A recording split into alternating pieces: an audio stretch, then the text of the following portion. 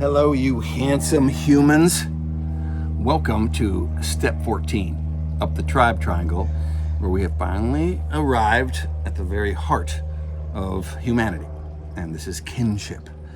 So, dear tribe leaders, there are two big challenges that you and I are facing, whether that be we are leading our families, our work teams, a Fortune 500 company, whatever that burden is that you are currently carrying.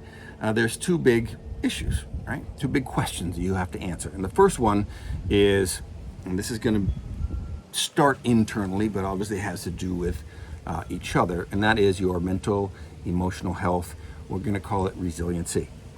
Why are we currently dealing with almost pervasive, universal, skyrocketing anxiety rates? Depression is tracking right along with anxiety clinically. Addiction rates, similar numbers. Ultimately, suicide, which used to be a challenge that's being faced by only our first responders who are dealing with massive trauma, and we could kind of firewall that off. They were the canary in the coal mine of the mental health conversation of America, which is no longer the case because, well, that mental health dragon has jumped the firewall and it is now in our village. And Jordan Peterson says if you have to go fight a dragon, well, you should go to its lair. Otherwise, it does come to your village. And the mental health challenge or dragon is here. It's here in our hospitals, it's here in our high schools, it's here across the board. We're just seeing a cratering of our resiliency in this current society. So why is that? That's your first big question. What are you going to do about it? The second big question that you have is, how do you implement and maintain sustainable success?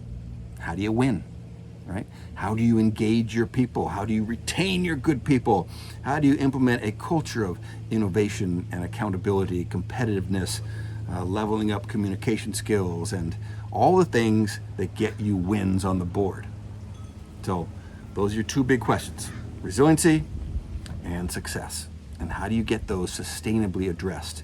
And the answer is very simple and very hard.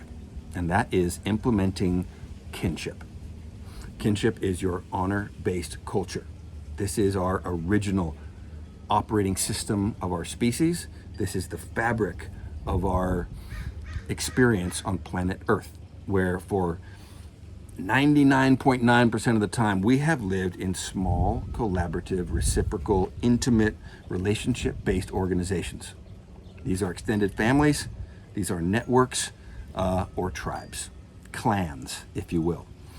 Now, we have lost this, and we've had our honor-based cultures replaced by individual pride-based cultures as we've gotten so large that we can no longer maintain our honor-based cultures. And so tribes have disappeared. Even our families, which would be the last bastion of tribe, well, we've become separated from our next generation, right? We rarely see our parents anymore. We rarely see our grandparents, and our kids leave. And so we have lost this deep, intimate, collaborative, or kinship-based system, and that has impacted profoundly our sense of belonging. And that is the number one driver of resiliency. So the reason behind this, and we're going to dig deeper into resiliency next week, but basically, as a communal pack animal that we are, if we feel isolated, if we feel lonely, it triggers a deep sense of fear and unease in us, because we know that the strength of the pack is the wolf, and the strength of the wolf is the pack. We know we need tribe. And when we don't have it, and this doesn't mean that we're not surrounded by people, and that you watching this on your mobile phone or your computer, I know you got 5,000 friends in the interweb. None of them are real friends. Very rarely people report having someone to talk to. So that sense of belonging or having a special person or people, when it disappears, so does our resiliency. So kinship is the answer to this. The second big one, that sustainable success, is how do I implement this full engagement where, people are able to be successful in the long term.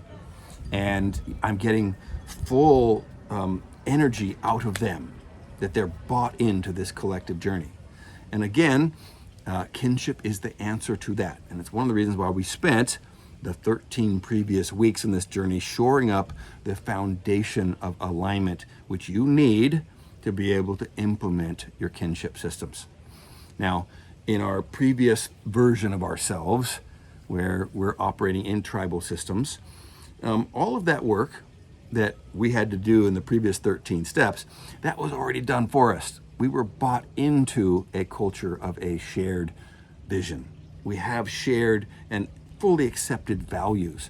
We understand what our mission is. And so all we have to do is run the program, receive honor, receive success, meaning, purpose, fulfillment is built into that system. We are now living in an artificial time where we have no kinship systems. And so artificial times, well, those require artificial means.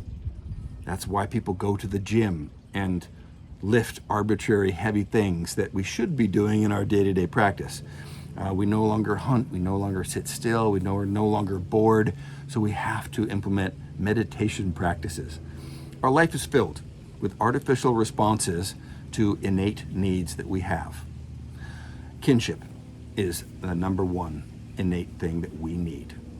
So our job, tribe leader, is to do that. And the easiest way to do that is to take a look at your life and answer the question of, where do I spend most of it? My waking hours. With whom do I spend most of it? And the answer to most of us is work. I spend most of my time doing work at my job, at my career, with my coworkers. And yet, our current culture has dismissed work and coworkers as just work. And we try to find meaning and purpose and fulfillment in the fringes of our life, on the weekends and our one vacation every year and going to Coachella. And it is a pipe dream. It's never going to work.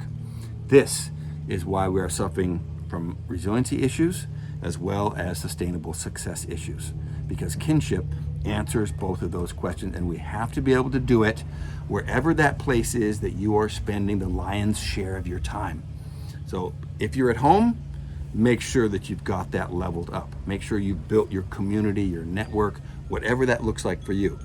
If you are somebody who is still active in your career, well, make sure that you have implemented your shared vision, you understand what the values are of your organizations, that they are meaningful, and also that you are transparent in your mission, collaborative in your mission, and ultimately you have implemented reciprocity in your job, and that powers kinship. We'll see you out there. Good luck with all of this, and Godspeed.